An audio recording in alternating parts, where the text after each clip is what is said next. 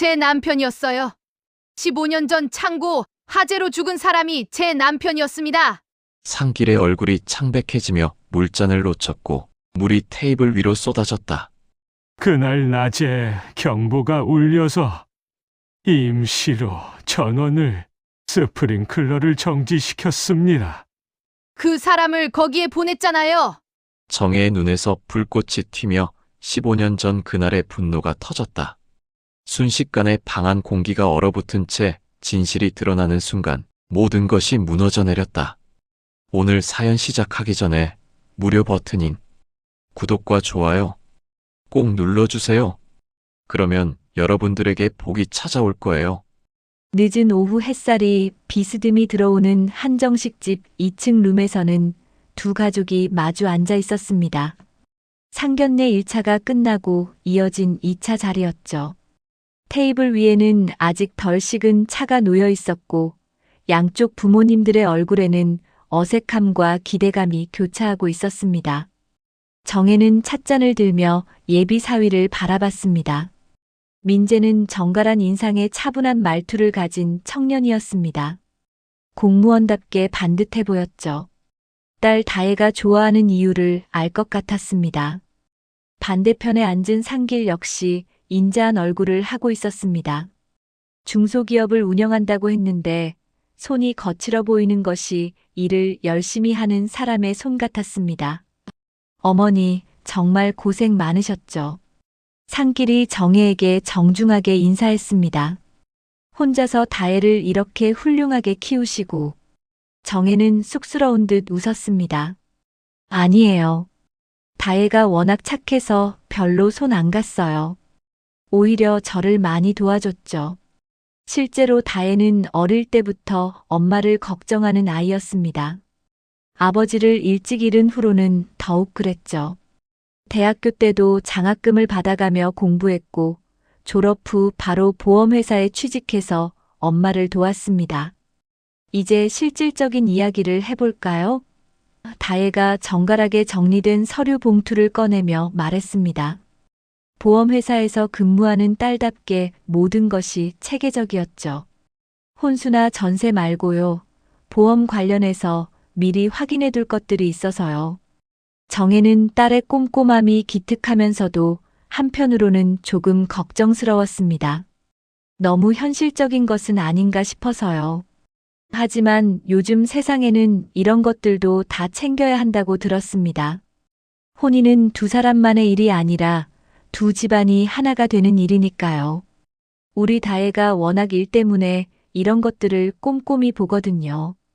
정혜가 미안한 듯 웃으며 말했습니다. 너무 따지는 것 같아 보이면 양해 부탁드려요. 상길이 손을 흔들며 답했습니다. 아니에요. 당연히 확인해야죠. 요즘 세상에는 이런 게 다 중요하다고 들었어요. 민재도 동의하듯 고개를 끄덕였습니다. 맞습니다. 저도 업무상 이런 것들을 많이 다루거든요. 미리 정리해 두는 게 좋습니다. 다혜가 서류를 펼치며 설명했습니다. 사실 보험업계에서 일하다 보니까 나중에 문제 생기는 경우들을 많이 봤거든요. 특히 화재보험 같은 경우는 정말 중요해요. 화재보험이요? 상길이 관심을 보였습니다. 네, 집 관련 보험은 어떻게 되어 있으신지요? 다혜가 차근차근 물어보기 시작했습니다. 화재보험, 지진보험 같은 것들 말입니다. 상길은 고개를 끄덕였습니다. 그런 건 다 드러났습니다. 요즘 워낙 사고가 많다고 하니까요. 특히 화재 같은 건 한 번 나면 큰일이잖아요. 민재가 동의하듯 고개를 끄덕였습니다. 맞습니다. 저희 동사무소에서도 화재 예방 홍보를 많이 하거든요. 특히 겨울철에는 더욱 조심해야 하죠. 정혜는 이런 대화를 들으며 가슴 한편이 먹먹해졌습니다. 화재라는 말만 들어도 가슴이 답답해졌거든요. 15년 전 그날의 기억이 아직도 생생했습니다. 남편이 마지막으로 집을 나서던 그 아침의 모습이요. 다혜가 체크리스트를 보며 계속 질문했습니다. 건물 자체에 문제는 없으셨죠? 전기시설이나 가스시설 같은 것들요. 그런 건 정기 점검을 다 받고 있어요. 상길이 자신있게 답했습니다. 안전이 제일이니까요. 아버님도 사업을 하시니까 이런 것들 잘 아시겠네요. 다혜가 존경스럽게 말했습니다. 요즘 젊은 사람들은 이런 거 잘 모르거든요. 상길이 겸손하게 웃었습니다. 뭐요? 오랜 경험으로 배운 거죠. 사업하다 보면 이런저런 일들을 다 겪게 되거든요. 어떤 사업을 하시는지 여쭤봐도 될까요? 정혜가 궁금해서 물었습니다. 창고업이요.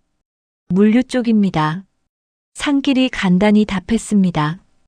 요즘은 아들한테 많이 넘겨주고 있어요. 정혜의 가슴이 쿵 내려앉는 느낌이었습니다. 창고업이라는 말에 옛날 기억이 되살아났거든요. 하지만 억지로 표정을 관리했습니다. 혹시 그동안 화재 이력은 없으셨죠? 다혜가 담보 항목을 하나씩 체크하며 물었습니다. 이런 질문은 업무상 늘 하는 것이었지만 예비 시아버지 앞에서는 왠지 조심스러웠습니다. 보험 가입할 때 꼭 확인해야 하는 항목이거든요. 상길이 잠시 머뭇거리더니 그런 건 없을 거요라고 답했습니다. 목소리에 미묘한 떨림이 있었지만 다른 사람들은 눈치채지 못했습니다. 다만 정혜만이 뭔가 이상함을 느꼈습니다. 오랜 세월 남편과 함께 살면서 키운 직감이었죠. 없을 거요? 다혜가 다시 물었습니다. 확실하지 않으신가요? 상길이 어색하게 웃으며 답했습니다. 아, 그러니까 없습니다. 화재 같은 건 한 번도. 확실히 해두는 게 좋겠어요. 민재가 스마트폰을 꺼내며 말했습니다. 요즘은 다 전산으로 조회가 되니까요. 아버지 주민번호랑 사업자 번호 알려주시면 금방 확인됩니다. 정혜는 민재의 말에 고개를 끄덕였습니다. 공무원인 예비 사위의 꼼꼼함이 믿음직스러웠죠. 그래, 그렇게 하자. 나중에 문제 생기는 것보다는 미리 확인하는 게 낫지. 상길의 얼굴에 잠깐 긴장이 스쳤습니다. 굳이 그럴 필요까지야. 오래된 일들이라. 오래된 일이라도 기록에는 남아있겠죠. 민재가 화면을 만지작거리며 말했습니다. 걱정하지 마세요. 그냥 확인만 하는 거니까요. 아니에요, 아버님. 이런 건 정확히 해두는 게 좋아요. 민재가 이미 조회 화면을 띄우며 말했습니다. 사업자 번호만 알려주시면 됩니다. 상길이 마지못해 번호를 불러주었습니다. 민재의 손가락이 빠르게 화면을 터치했습니다. 잠시 후 조회 결과가 나타났습니다. 5분이 흘렀습니다. 민재가 조회한 화면의 푸른 빛이 테이블 위를 은은하게 비추고 있었습니다. 그 빛 속에서 예상치 못한 정보가 떠올랐습니다. 이상하네요. 민재가 화면을 자세히 들여다보며 중얼거렸습니다. 아버지 성함과 같은 사업자 번호가 과거 화재 창고 기록에 있습니다. 그 순간 정혜의 손이 미세하게 떨렸습니다. 찻잔을 들고 있던 손이 살짝 흔들리더니 받침에 소리를 냈습니다. 마음속 깊은 곳에서 오래전 기억이 스멀스멀 올라왔습니다. 그 번호. 혹시 남편이 죽었던 그 창고의 주인? 상길의 얼굴이 순식간에 창백해졌습니다. 방금 전까지 여유롭던 표정이 완전히 달라져 있었습니다. 그건 오래된 일이라. 내가 직접 운영한 건 아니고. 룸 안의 공기가 갑자기 무거워졌습니다. 아까까지 화기애애했던 분위기가 한순간에 얼어붙었습니다. 정혜는 찻잔을 내려놓고 깊은 숨을 들이쉬었습니다. 15년 전 그날이 다시 생생하게 떠올랐습니다. 남편 병수가 마지막으로 집을 나서던 그 여름 오후였죠. 여보, 오늘은 좀 늦을 것 같아. 병수가 세탁소 앞치마를 벗으며 말했습니다. 창고에서 외주 물건 픽업하고 와야 해. 또 창고야? 요즘 너무 자주 가는 것 아냐? 정혜가 걱정스럽게 물었습니다. 문 닫을 시간이면 남편은 늘 마지막 셔츠 하나만 덜하고 웃곤 했거든요. 병수가 환하게 웃었습니다. 괜찮아. 금방 갔다 올게. 저녁은 먼저 드세요. 그것이 남편과 나눈 마지막 대화였습니다. 그날 오후 3시 폭염주의보가 내려진 무더운 여름날이었죠.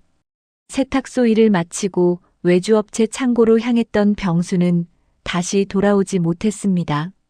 정혜는 그날을 지금도 선명하게 기억하고 있었습니다. 오후 내내 불안한 마음이 들었거든요. 평소보다 늦는다 싶어 남편에게 전화를 걸었지만 받지 않았습니다. 세탁소에 혼자 앉아 시계만 바라보며 기다렸죠.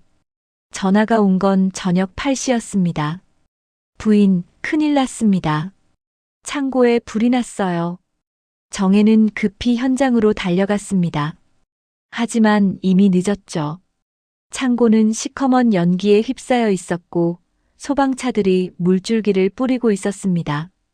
여름 폭염에 스프링클러가 제대로 작동하지 않았다고 했습니다. 우리 남편은 어디 있어요? 정혜가 소방관에게 다급히 물었습니다. 죄송합니다.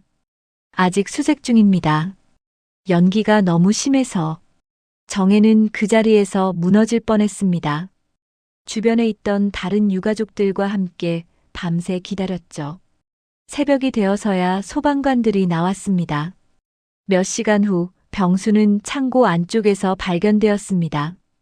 외주 세탁물을 찾으러 들어갔다가 연기에 질식된 채로요. 하지만 이상한 건 출입명부에 병수의 이름이 없다는 것이었습니다. 출입명부엔 이름이 없습니다. 조사관이 차갑게 말했습니다. 공식적으로는 출입 기록이 없어요. 그럴 리가요. 분명히 일 때문에 갔다고 했는데. 정혜가 울먹이며 항변했습니다. 관리자 말로는 그날 오후에는 출입이 금지되어 있었다고 합니다. 스프링클러 점검 중이었다고 하네요. 정혜는 이해할 수 없었습니다.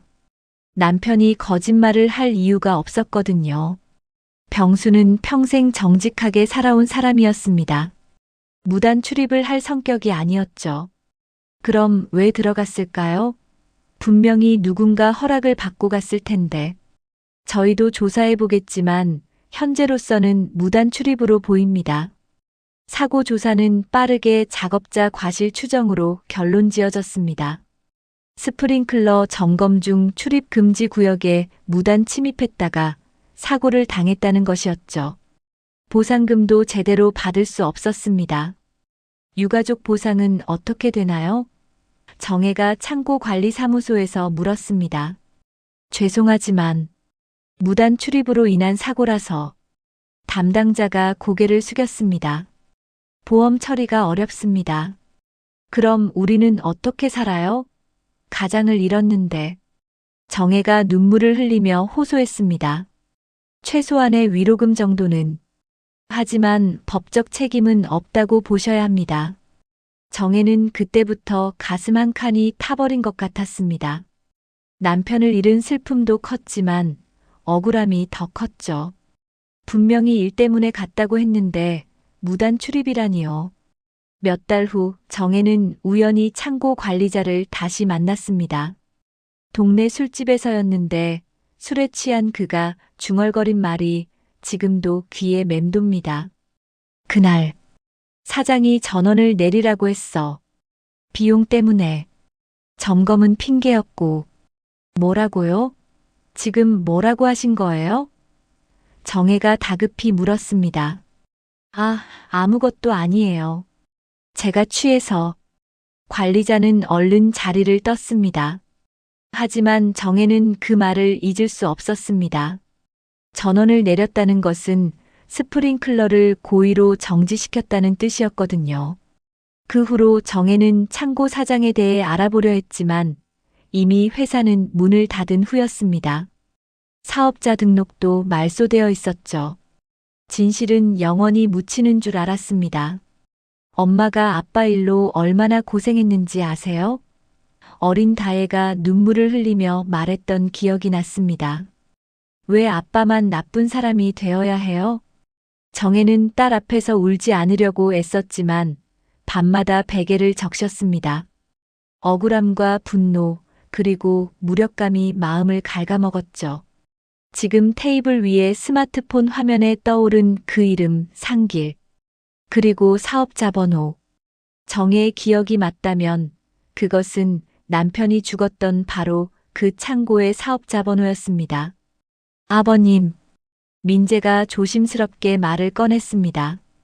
이 화재 기록이 언제 것인지 확인해 볼까요? 상길의 이마에 식은땀이 맺히기 시작했습니다. 그건 정말 오래된 일이라. 15년 전이네요. 민재가 화면을 읽으며 말했습니다. 2009년 7월 23일. 창고 화재 사고. 정혜의 심장이 멈추는 것 같았습니다.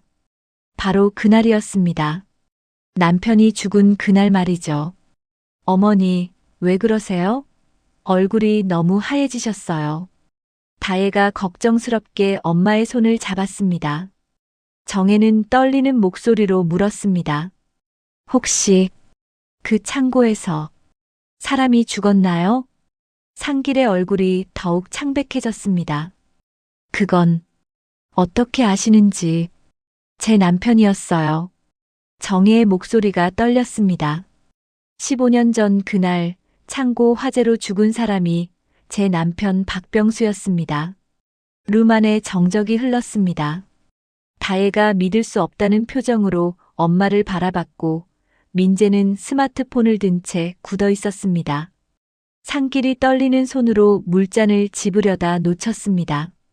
물이 테이블 위로 쏟아지면서 서류들이 젖었습니다. 이럴 수가. 다혜가 중얼거렸습니다. 정혜는 가슴속에서 15년 동안 꺼지지 않았던 불길이 다시 타오르는 것을 느꼈습니다. 상길의 성을 듣는 순간부터 느꼈던 이상한 감정이 이제야 정체를 드러냈습니다. 정적을 깨뜨린 것은 민재의 침착한 목소리였습니다. 정확한 사실 확인이 필요할 것 같습니다. 민재는 공무원다운 냉정함으로 상황을 정리하려 했습니다. 하지만 속으로는 큰 충격을 받았죠. 예비 장인 어른과 예비 시아버지가 이런 인연으로 연결되어 있었다니요. 소방서에 직접 연락해서 당시 기록을 확인해 보겠습니다. 민재가 스마트폰을 조작하며 말했습니다. 정식 절차로 과거 사건을 열람 요청하면 됩니다. 다혜는 아직도 믿기지 않는다는 표정이었습니다. 엄마, 정말이에요? 아빠가 그 창고에서. 그래. 정혜의 목소리가 떨렸습니다. 15년 동안 잊으려고 했는데 이렇게 다시 만나게 되다니. 상길은 고개를 숙인 채 말이 없었습니다. 손이 계속 떨리고 있었죠.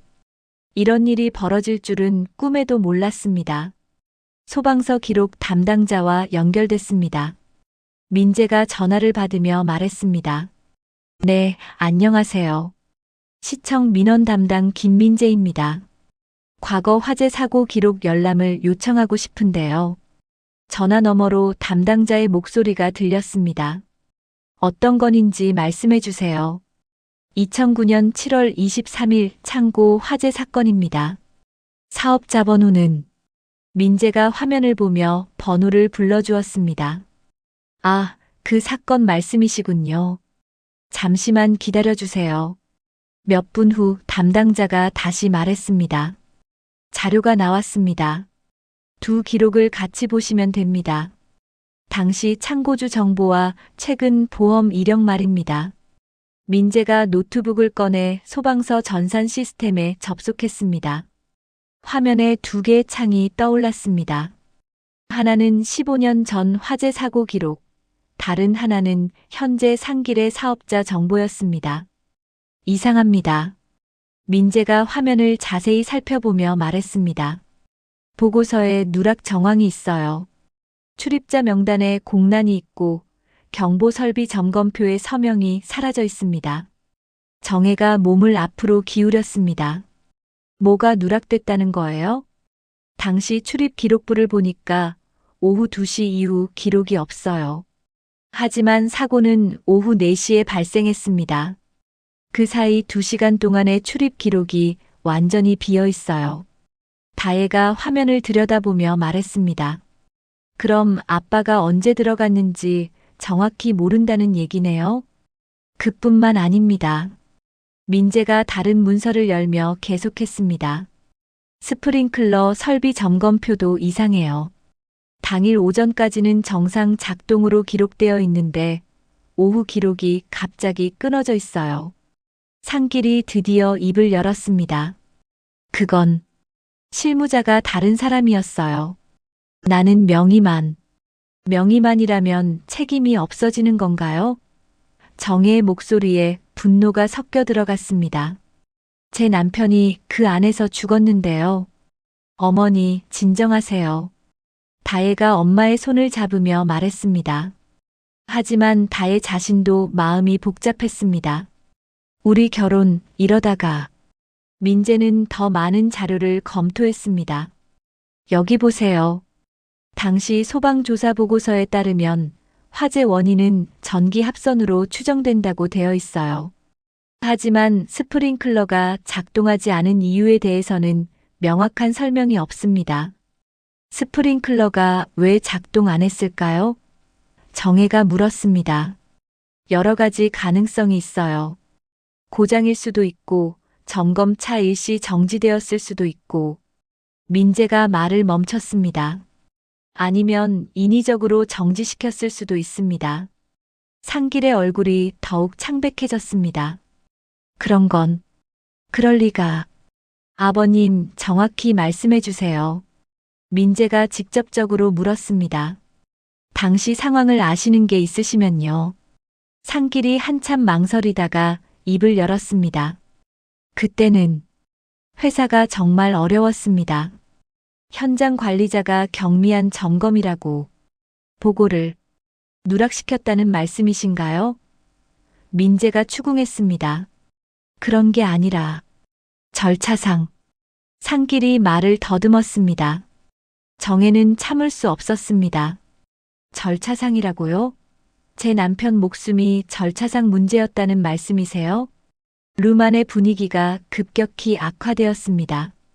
다혜는 어쩔 줄 몰라 했고, 민재는 공무원으로서의 의무감과 개인적인 감정 사이에서 갈등했습니다.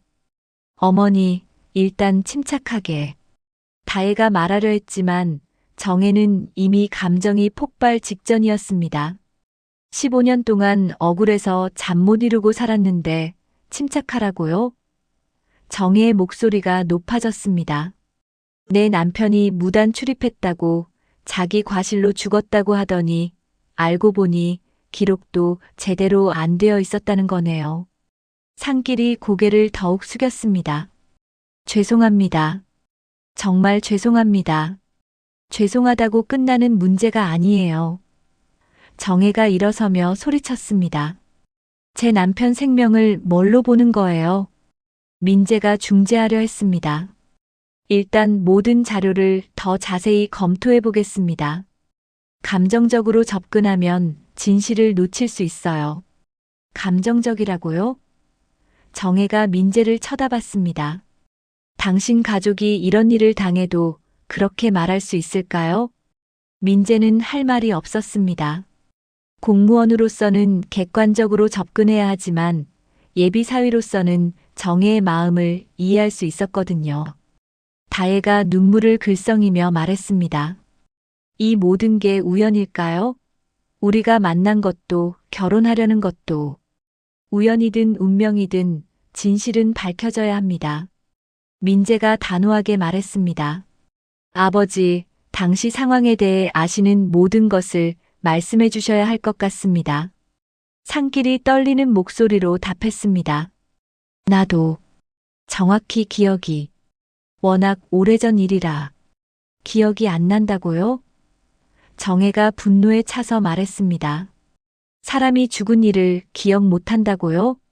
그때 민재의 노트북에서 또 다른 문서가 열렸습니다. 잠깐, 이게 뭐죠? 여기 보험 청구 기록이 있는데 화면에는 당시 보험 청구 내역이 떠올라 있었습니다. 그런데 청구 금액과 지급 금액 사이에 큰 차이가 있었습니다. 이상하네요. 보험금을 신청했는데 실제로는 훨씬 적게 받았다고 되어 있어요. 정혜와 다혜, 그리고 상길 모두 화면을 주시했습니다. 무거운 침묵이 흘렀습니다. 거실의 벽시계 소리만이 규칙적으로 울려 퍼졌죠. 그날 밤 상길과 민재는 집으로 돌아와 서로 마주 앉았습니다. 아버지와 아들 사이에는 민재가 먼저 입을 열었습니다. 아버지, 오늘 일에 대해 이야기해야겠어요. 상길은 소파에 깊숙이 몸을 맡긴 채 한숨을 쉬었습니다. 무슨 말을 해야 할지 모르겠다. 진실을 말씀해 주시면 됩니다. 민재의 목소리는 차분했지만 단호했습니다. 아버지, 15년 전 그날 정말 무슨 일이 있었나요?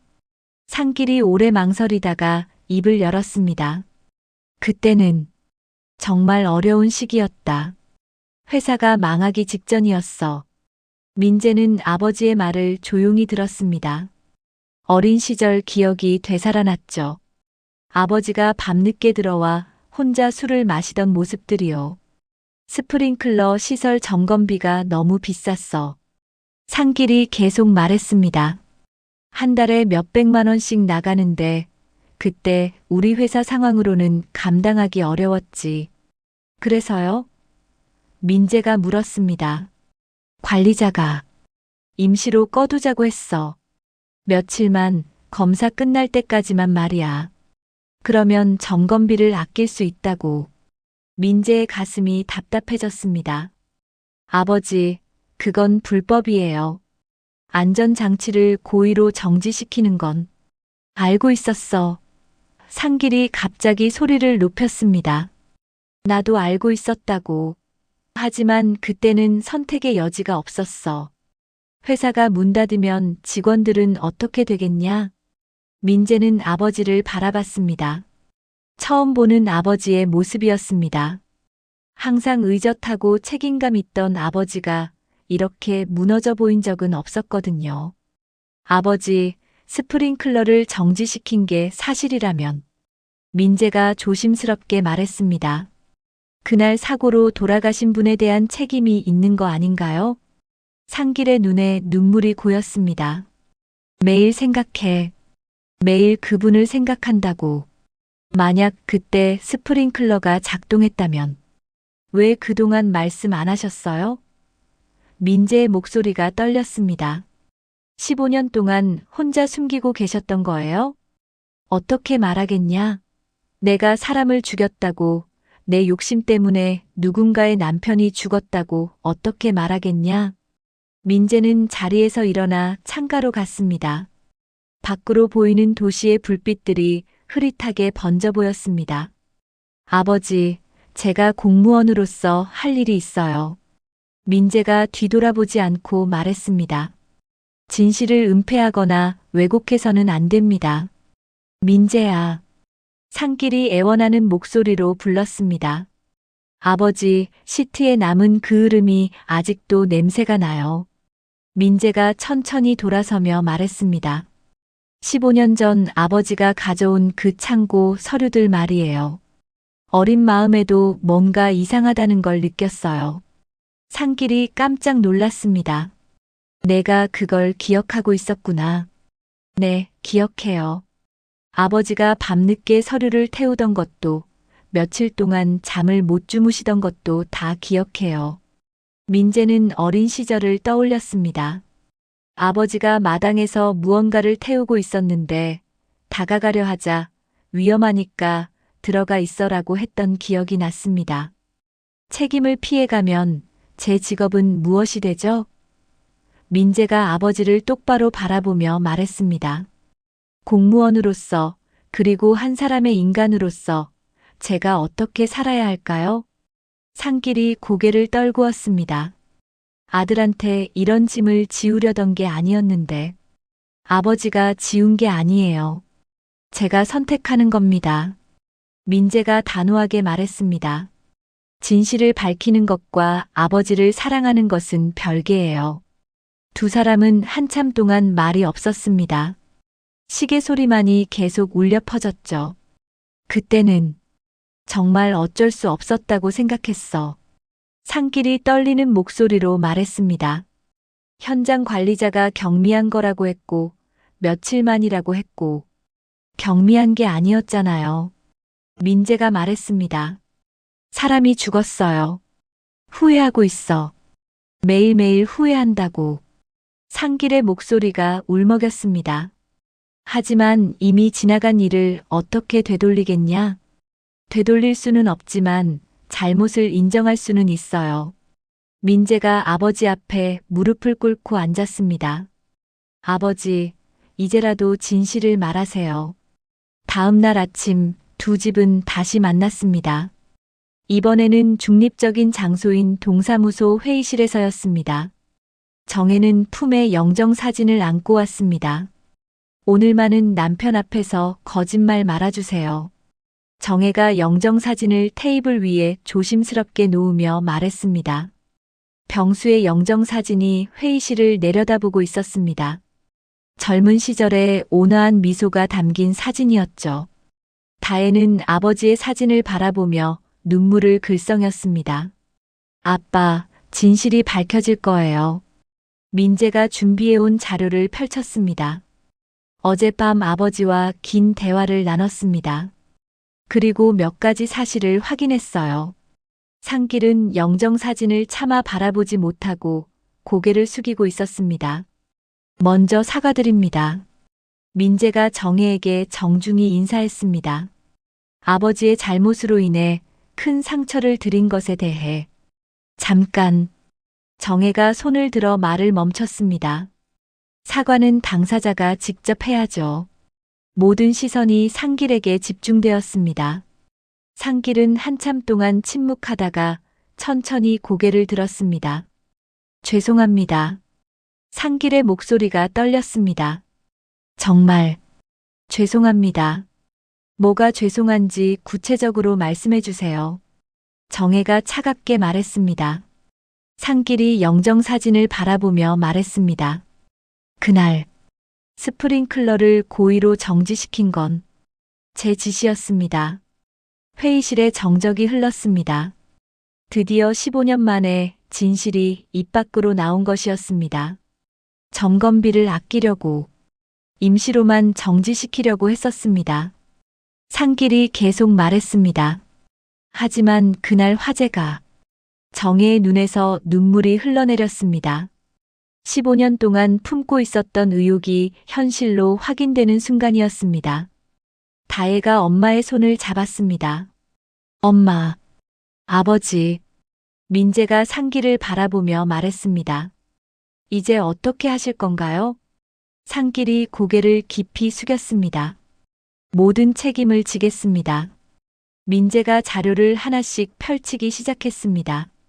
동사무소 회의실의 형광등 불빛 아래에서 15년 전의 진실이 서서히 드러나고 있었습니다. 사망사고 당시 창고주는 상길 아버님이 맞습니다. 민재가 공식 문서를 가리키며 말했습니다. 그리고 관리자, 진술과 보험사 서류 사이에 주소와 날짜 불일치가 여러 곳에서 발견됩니다. 정혜는 숨을 죽이고 들었습니다. 15년 동안 기다려온 순간이었거든요. 스프링클러 정지 상황이 단순히 점검 중으로만 처리되어 있는 것도 문제입니다. 민재가 계속 설명했습니다. 정상적인 점검이라면 점검 업체 기록이 남아 있어야 하는데 그런 기록이 전혀 없어요. 다혜가 서류를 들여다보며 물었습니다. 그럼 점검이 아니라 고의로 정지시킨 거라는 뜻인가요? 그렇습니다. 민재가 고개를 끄덕였습니다. 더 중요한 건 이거예요. 민재가 새로운 문서를 꺼냈습니다. 당일 출입 기록부를 자세히 분석해 봤는데 오후 2시부터 4시까지 출입 기록이 완전히 공백입니다. 하지만 박병수 씨가 발견된 시각은 오후 6시였어요. 그게 무슨 의미인가요? 정혜가 떨리는 목소리로 물었습니다. 박병수 씨가 언제 창고에 들어갔는지 정확히 알 수 없다는 뜻입니다. 무단 출입이라고 결론 지을 근거가 부족해요. 상길이 드디어 입을 열었습니다. 모든 것이 내 잘못입니다. 아버님, 구체적으로 말씀해 주세요. 민재가 차분하게 말했습니다. 상길이 깊은 숨을 쉬고 말했습니다. 그날 낮에 화재 경보가 계속 울렸어요. 오작동이라고 생각했죠. 수리비가 너무 비싸서 임시로 전원을 내리라고 지시했습니다. 정혜의 눈에서 불꽃이 튀었습니다. 내 남편을 거기에 보냈잖아요. 죄송합니다. 정말 죄송합니다. 상길이 고개를 숙였습니다. 박병수 씨가 오신다는 걸 몰랐어요. 관리자도 모른다고 했고, 모른다고요? 정혜가 일어서며 소리쳤습니다. 그럼 우리 남편은 왜 거기 갔을까요? 혼자서 무단 침입했을까요? 다혜가 엄마의 팔을 붙들었습니다. 엄마, 진정해요. 하지만 정혜는 진정할 수 없었습니다. 15년 동안 억눌렀던 분노가 터져 나오고 있었거든요. 민재가 다른 문서를 꺼내며 말했습니다. 여기에 당시 외주업체 연락 기록이 있습니다. 박병수 씨가 다니던 세탁소에서 창고 측으로 픽업 요청을 했다는 기록이 남아 있어요. 뭐라고요? 상길이 놀라며 물었습니다. 오후 1시 30분에 세탁소에서 창고관리사무소로 전화가 왔습니다. 외주 세탁물 픽업 일정을 확인하는 전화였어요. 정혜가 민재를 바라봤습니다. 그럼 우리 남편이 일 때문에 간 게 맞다는 얘기네요? 네, 맞습니다. 무단 출입이 아니었어요. 민재가 단호하게 말했습니다. 하지만 이 기록이 당시 조사에서 누락되었습니다. 상길의 얼굴이 더욱 창백해졌습니다. 그럴 리가. 관리자가 아무도 오지 않는다고. 관리자가 거짓말을 한 것 같습니다. 민재가 추가 서류를 보여주며 말했습니다. 아니면 의도적으로 기록을 조작했거나요.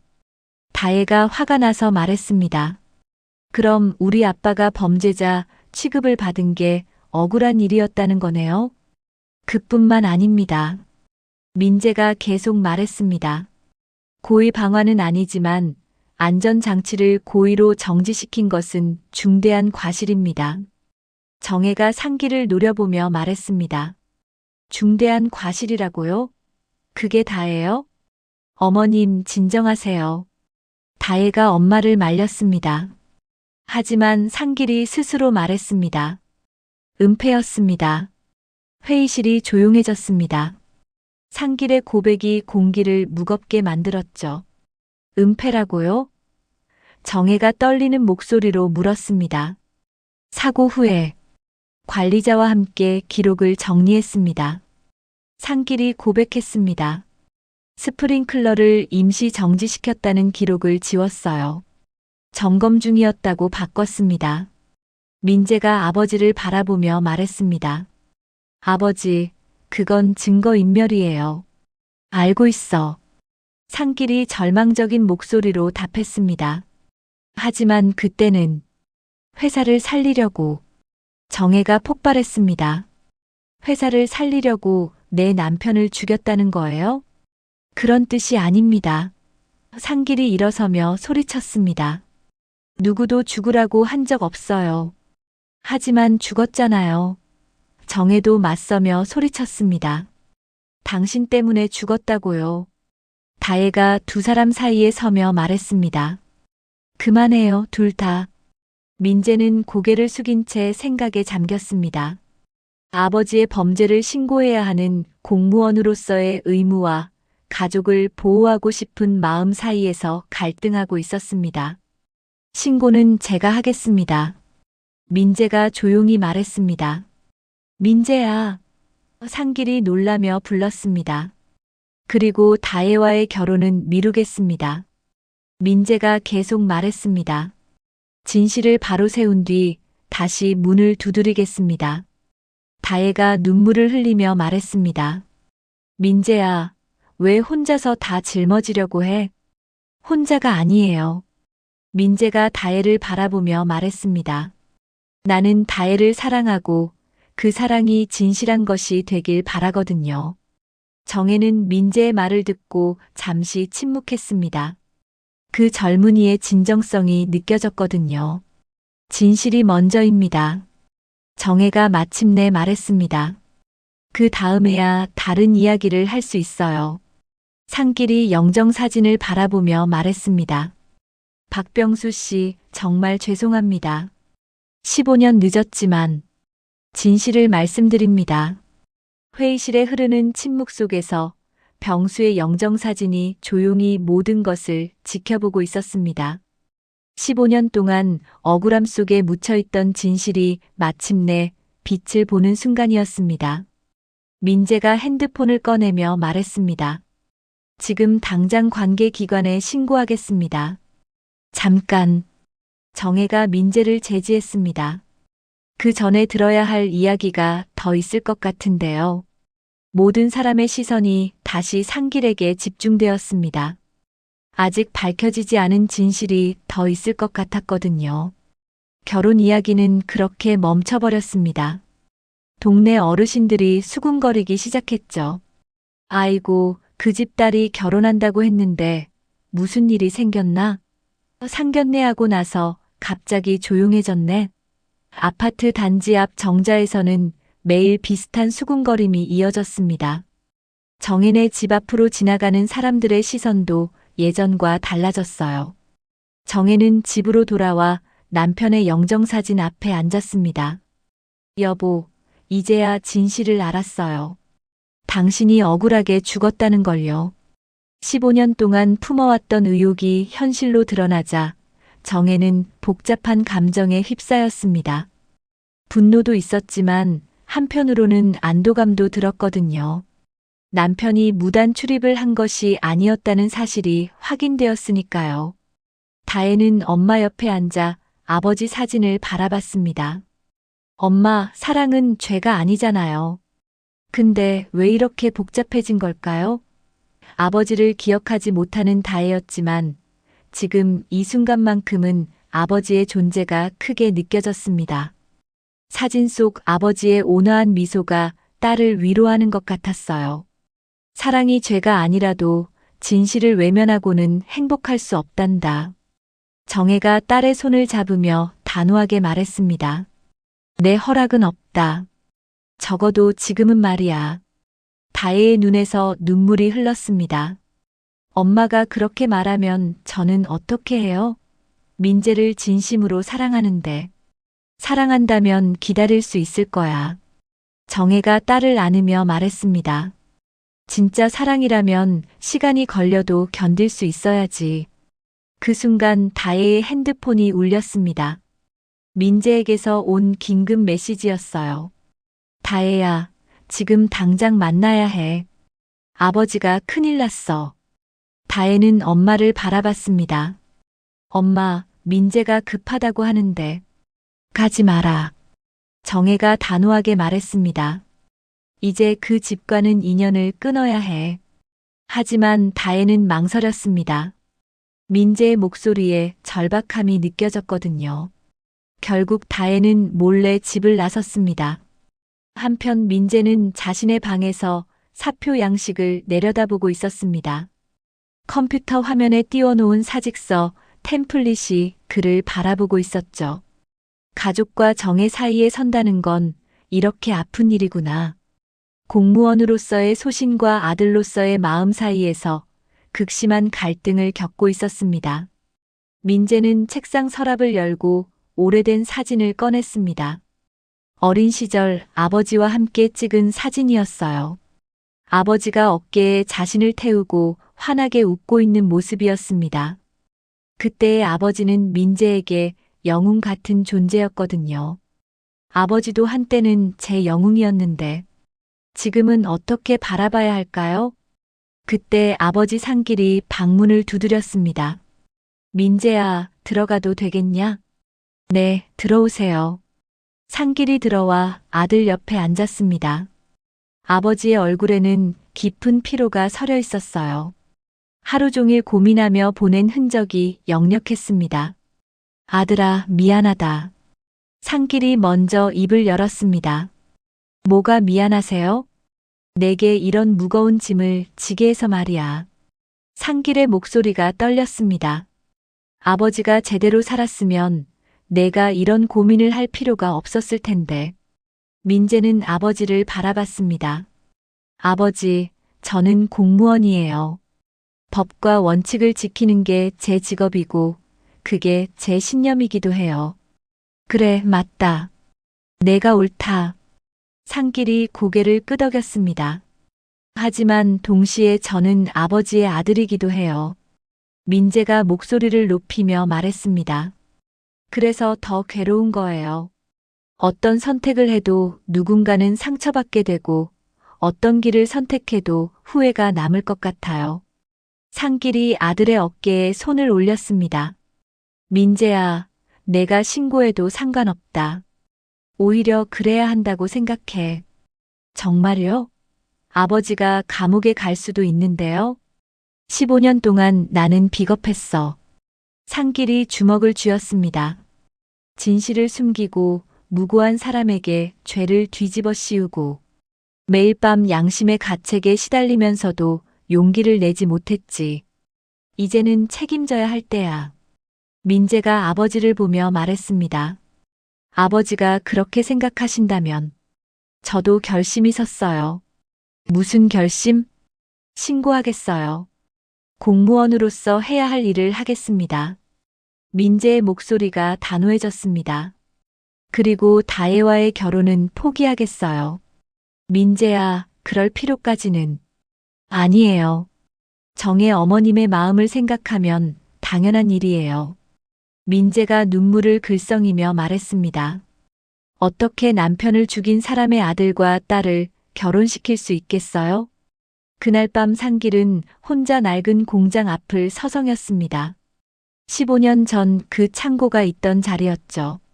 지금은 다른 건물이 들어서 있었지만 상길에게는 여전히 그날의 기억이 생생했습니다. 시커먼 연기가 하늘을 뒤덮던 그 끔찍한 오후가 말이에요. 그때 전원을 내리지 않았다면 그 사람이 살아있을 텐데. 상길은 매일 밤 이런 후회 속에서 살아왔습니다.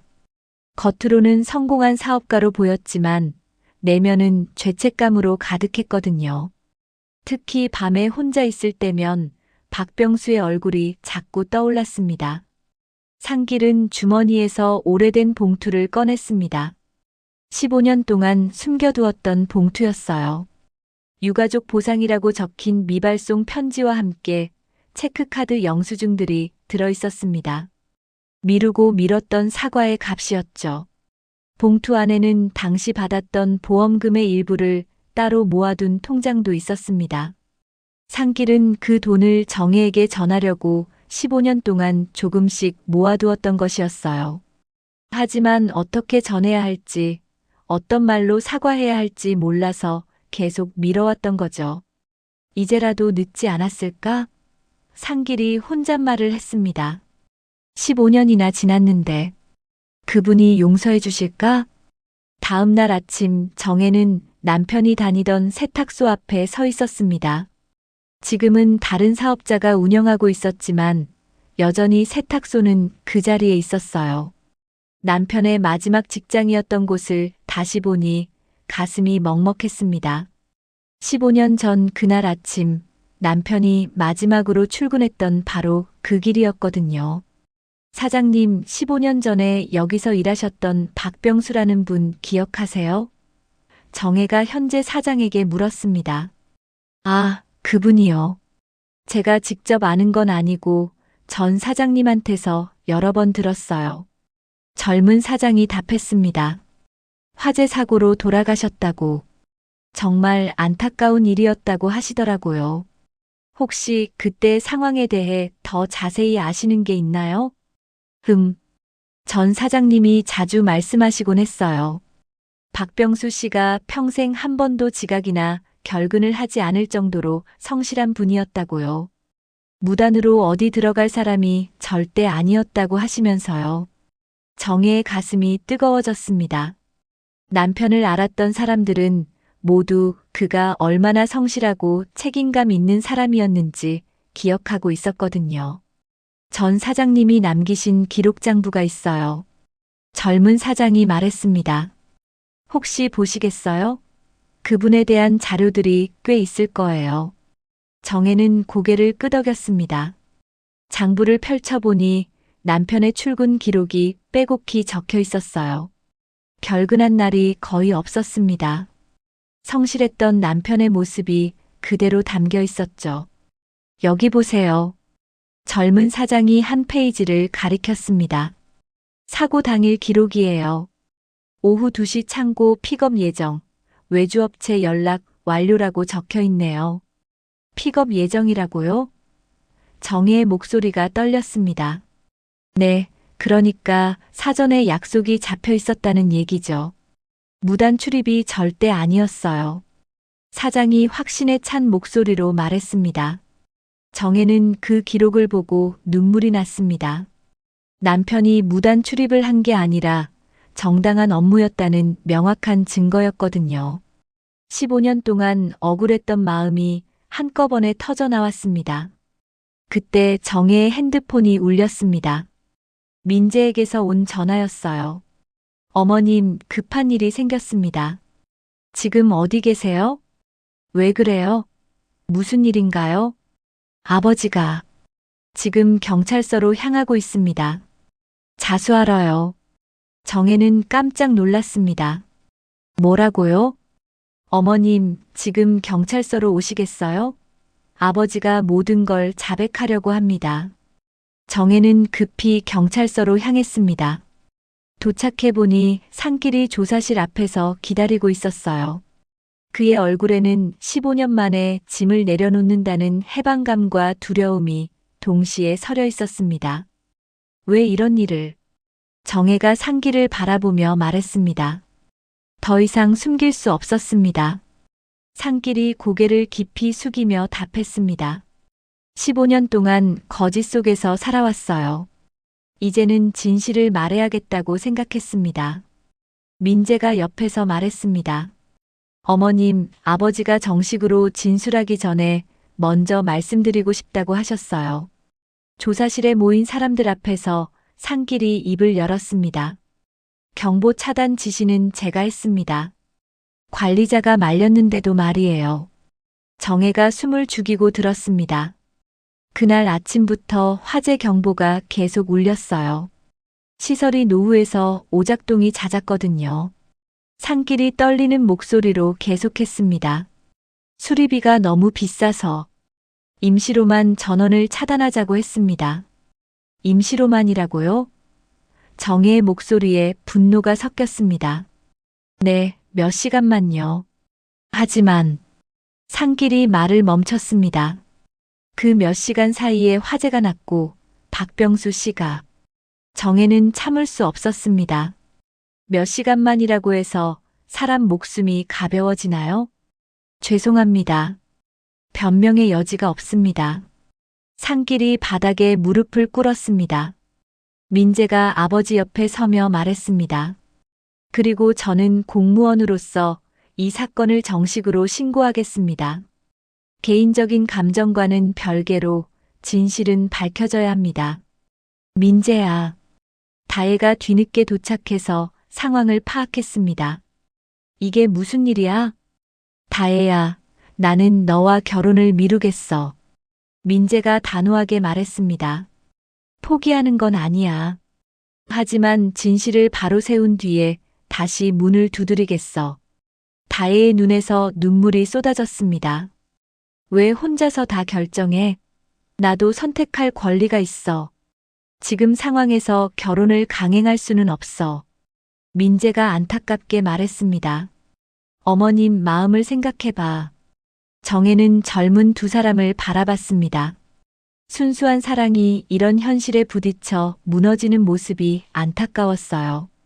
하지만 진실이 밝혀지지 않은 상태에서는 축복할 수 없었습니다. 진실이 먼저입니다. 정혜가 엄숙하게 말했습니다. 그 다음에야 다른 이야기를 할 수 있어요. 상길이 주머니에서 봉투를 꺼냈습니다. 이것도 드려야겠습니다. 이게 뭐예요? 15년 동안 따로 모아둔 돈입니다. 박병수 씨에 대한 보상이라고 하기에는 터무니없이 부족하지만 정혜가 봉투를 받아보니 상당한 액수의 돈이 들어 있었습니다. 이렇게 많은 돈을 매년 기일마다 조금씩 모았습니다. 언젠가는 전해드려야 한다고 생각하면서요. 상길의 목소리가 울먹였습니다. 하지만 용기가 없었어요. 어떤 얼굴로 찾아가야 할지 모르겠더라고요. 15년이나 이걸 가지고 계셨다고요? 죄책감 때문에 잠을 못 잃었습니다. 매일 밤 박병수 씨 얼굴이 떠올랐어요. 정혜는 복잡한 마음이었습니다. 분노도 있었지만 한편으로는 상길의 진정성도 느껴졌거든요. 늦었습니다. 용서해달라는 말도 사치겠지요. 상길이 계속 말했습니다. 대신 남은 생을 속죄하며 살겠습니다. 스프링클러 안전기금과 하청 노동자 지원 사업을 제 이름으로 시작하겠습니다. 민재가 아버지를 바라보며 말했습니다. 아버지, 정말 그렇게 하실 거예요? 내 전 재산을 걸고서라도 할 거야. 상길이 단호하게 답했습니다. 더 이상 누군가가 박병수 씨처럼 억울하게 죽는 일이 없도록 말이야. 그때 조사실 문이 열리고 형사가 들어왔습니다. 진술 준비되셨나요? 상길이 일어서며 말했습니다. 네, 준비됐습니다. 15년 전 화재 사고의 모든 진실을 말씀드리겠습니다. 정혜는 영정사진을 품에서 꺼냈습니다. 여보, 들리세요? 이제야 진실이 밝혀집니다. 당신의 억울함이 조금은 풀릴 거예요. 다혜가 어머니의 손을 감쌌습니다. 엄마, 이제 어떻게 될까요? 법은 법대로 가야지. 정혜가 담담하게 말했습니다. 그게 맞는 일이야. 민재가 한 발 물러서서 정혜에게 정중히 경례했습니다. 어머님, 제가 아버지 대신 평생 속죄하며 살겠습니다. 내가 속죄할 일은 아니다. 정혜가 민재를 바라보며 말했습니다. 하지만 사람의 책임만은 잊지 마라. 상길이 조사실로 들어가기 전에 마지막으로 말했습니다. 박병수 씨, 정말 죄송합니다. 15년 늦었지만 이제야 진실을 말씀드립니다. 조사실 문이 닫히고 복도에는 정적이 흘렀습니다. 15년 만에 진실이 공식적으로 밝혀지는 순간이었습니다. 민재가 다혜에게 말했습니다. 다혜야, 기다려줄 수 있어? 언제까지? 아버지가 죗값을 치르고 내가 진정한 사람이 될 때까지. 다혜가 고개를 끄덕였습니다. 기다릴게. 하지만 너무 오래 걸리면 안 돼. 정혜는 두 젊은이를 바라보며 생각했습니다. 진실한 사랑이라면 시간이 걸려도 견딜 수 있을 거야. 밖으로 비가 내리기 시작했습니다. 오랜 가뭄 끝에 내리는 단비 같았어요. 한 달 후 상길은 정식으로 진술을 마치고 재판을 기다리고 있었습니다. 법정에서는 업무상 과실치사와 증거인멸 혐의가 인정되어 실형이 선고될 예정이었어요. 상길은 그 결과를 담담히 받아들였습니다. 15년 동안 짊어져온 죄책감에서 벗어날 수 있다는 안도감이 더 컸거든요. 며칠 후 작은 추모제가 열렸습니다. 정혜가 주관한 박병수의 15주기 추모식이었어요. 이번에는 진실이 밝혀진 후에 첫 추모제였죠. 세탁소가 있던 자리 근처 작은 공원에서 소박하게 치러졌습니다. 15년 만에 제대로 된 추모를 할 수 있게 되었네요. 정혜가 영정사진을 정성스럽게 모시며 말했습니다. 사진 속 병수의 미소가 예전보다 더 평안해 보였어요. 상길이 추모제장에 나타났습니다. 손에는 하얀 국화 한 다발을 들고 있었어요. 사람들이 수군거렸지만 상길은 개의치 않고 정혜 앞에 무릎을 꿇었습니다. 박병수 씨, 정말 죄송합니다. 상길이 영정사진을 향해 깊이 절하며 말했습니다. 15년 늦었습니다. 용서해달라는 말도 감히 드릴 수 없지만 남은 생을 갚으며 살겠습니다. 정혜는 상길을 바라봤습니다. 분노는 여전했지만 이제는 복수심보다는 정의가 실현되기를 바라는 마음이 더 컸어요. 늦었지만 진실을 말해주셔서 고맙습니다. 정혜가 조용히 말했습니다. 이제 제 남편도 억울함을 벗을 수 있을 것 같아요. 상길이 고개를 들어 정혜를 바라봤습니다. 약속드린 대로 스프링클러 안전기금을 만들었습니다. 제 전 재산의 절반을 출연했어요. 그리고 하청 노동자 지원센터도 다음 달에 문을 엽니다. 정말이세요? 네, 더 이상 박병수 씨 같은 억울한 희생자가 나오지 않도록 하겠습니다. 상길의 목소리에 진정성이 담겨 있었습니다. 제가 할 수 있는 최선의 속죄입니다. 민재가 아버지 옆에 서서 말했습니다. 어머님, 아버지가 진심으로 뉘우치고 계십니다. 앞으로 남은 인생을 속죄하며 사시겠다고 하셨어요. 정혜는 영정사진 앞에서 속삭였습니다. 여보, 들리세요? 이제야 귀에 들어오죠? 당신의 억울함이 풀려서 정말 다행이에요. 다혜가 어머니의 손을 감쌌습니다. 엄마, 아빠도 이제 편히 쉴 수 있을 것 같아요. 그래, 이제야 진짜 안식을 찾을 수 있을 거야. 정혜가 딸의 손을 꽉 잡으며 말했습니다. 추모제가 끝난 후 네 사람은 공원 벤치에 앉았습니다. 어색한 침묵이 흘렀지만 예전과는 다른 종류의 침묵이었어요. 진실이 밝혀진 후에 정적이었거든요. 민재가 먼저 입을 열었습니다. 어머님, 제가 말씀드리고 싶은 게 있습니다. 뭔가요? 저와 다혜의 결혼에 대해서입니다. 민재가 정중하게 말했습니다. 아버지의 죄가 밝혀진 지금 감히 결혼을 논할 자격이 있는지 모르겠어요. 정혜는 한참 생각하다가 말했습니다. 두 아이는 내가 막지 않겠다. 정말이에요? 다혜가 놀라며 물었습니다. 다만 조건이 있다. 정혜가 엄숙하게 말했습니다. 너희도 사람의 책임을 잊지 마라. 진실을 외면하지 말고 정의롭게 살아라. 민재가 깊이 고개를 숙였습니다. 평생 명심하겠습니다. 그리고 민재야, 너는 공무원으로서 소신을 지켰다. 정혜가 민재를 바라보며 말했습니다. 아버지를 신고하기까지 얼마나 힘들었을지 안다. 그런 내가 내 딸과 함께 한다면 걱정 없을 것 같아. 다혜가 눈물을 흘리며 엄마를 안았습니다. 엄마, 고마워요. 상길이 조심스럽게 말했습니다. 제가 감옥에 가더라도 두 아이의 결혼은 축복해 주십시오. 제 죄 때문에 젊은이들의 행복까지 망칠 수는 없잖아요. 정혜가 상길을 바라봤습니다. 당신이 죗값을 제대로 치르고 진심으로 속죄한다면, 시간이 지나 상처가 아물면 언젠가는 용서할 수 있을지도 모르겠어요. 정말 그렇게 생각하세요? 상길의 목소리가 떨렸습니다. 지금 당장은 아니에요. 하지만 사람은 변할 수 있다고 생각해요. 정혜가 말했습니다. 당신이 진정으로 새 사람이 된다면 말이에요. 비가 그친 하늘 아래 네 사람은 각자의 상처를 인정하며 앉아 있었습니다. 완전한 화해는 아니었지만 진실이 밝혀진 후의 첫걸음이었어요. 6개월 후 상길은 2년의 실형을 선고받았습니다. 하지만 진심 어린 참회와 피해자 유족에 대한 보상, 그리고 사회 공헌 의지를 인정받아 다른 유사 사건에 비해서는 관대한 선고였어요. 그해 가을, 민재와 다혜의 조촐한 결혼식이 열렸습니다. 정혜는 딸의 손을 잡고 버질로드를 걸었어요.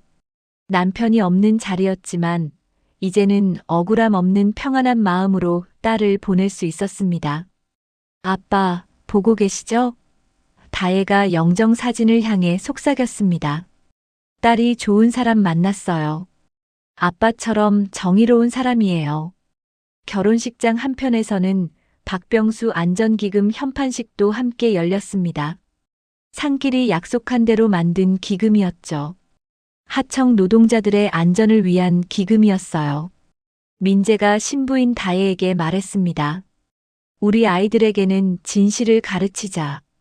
그리고 사람의 생명이 얼마나 소중한지도. 그래요. 우리 아버지들이 겪은 아픔을 되풀이하지 않도록요. 다혜가 고개를 끄덕였습니다. 정혜는 결혼식을 지켜보며 남편에게 말했습니다. 여보, 이제 진짜 편히 쉬세요. 진실도 밝혀졌고 딸도 좋은 사람 만났어요. 더 이상 억울해하지 마세요. 감옥에 있는 상길에게도 결혼식 소식이 전해졌습니다. 그는 감방에서 조용히 두 손을 모으고 빌었어요. 박병수 씨, 제가 망친 인연을 두 아이가 새롭게 만들어가고 있습니다. 부디 축복해 주세요. 3년 후 상길이 출소했습니다. 그는 곧바로 박병수의 묘소를 찾았어요. 15년 만에 처음 찾는 묘소였습니다. 박병수 씨, 저 돌아왔습니다. 상길이 묘비 앞에 무릎을 꿇으며 말했습니다. 이제 진짜 속죄를 시작하겠습니다. 그 옆에는 정혜와 다혜, 그리고 민재가 함께 있었습니다. 민재의 품에는 갓 태어난 아기가 안겨 있었어요. 할아버지, 증조 할아버지예요. 다혜가 아기를 들어올리며 말했습니다. 우리 병수예요. 외할아버지 이름을 따서 지었어요. 정혜가 상길을 바라보며 말했습니다.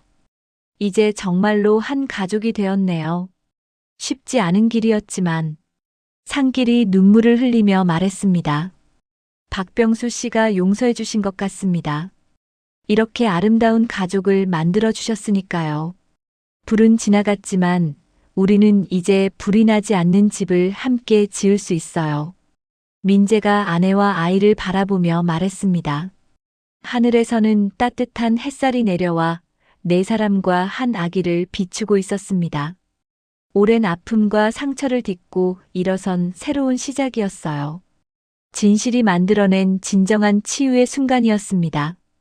더 많은 이야기로 찾아올게요. 많은 사연과 의견 올려주시면 영상을 만드는데 큰 도움이 될 거예요. 영상이 즐거우셨다면 구독과 좋아요, 알림 설정은 사랑입니다.